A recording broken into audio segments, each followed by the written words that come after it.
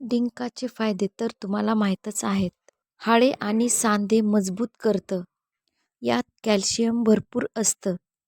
ऊर्जा देणे, थकवा कमी करणे, डिलिव्हरीनंतर पण महिलांना याची बरंच मदत होते. डिंकामुळे रोगप्रतिकारक शक्ती पण वाढते. शरीराला ऊर्जा मिळते आणि थकवा एकदम दूर होतो.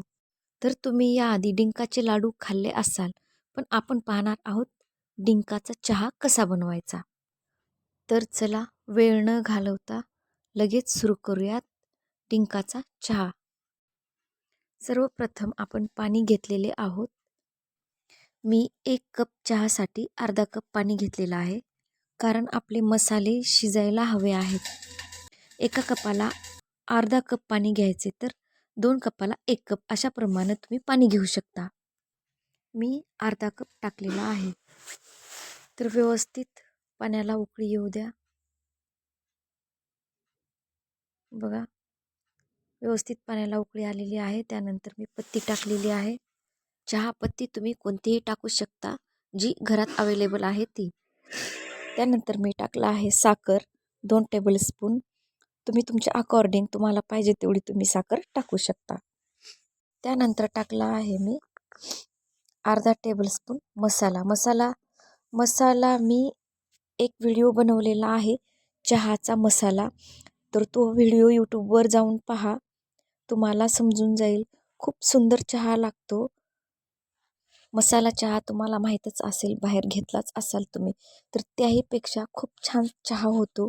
एकदा तुम्ही यूट्यूबवर जाऊन मसाला चहाची रेसिपी पहा. तर बघ, फायनली टाकला आहे मी इथं डिंक. 1 टेबलस्पून आपल्याला यामध्ये डिंक टाकायचा आहे. छान चहा उकळलेला आहे. त्यानंतर डिंक टाकलेला आहे मी 1 टेबलस्पून. बघा, अशा प्रकारे चहा नक्कीच तयार करा. खूप छान स्मेल येत आहे आणि हा चहा घट्ट होतो कारण आपण यामध्ये डिंक टाकलेला आहे.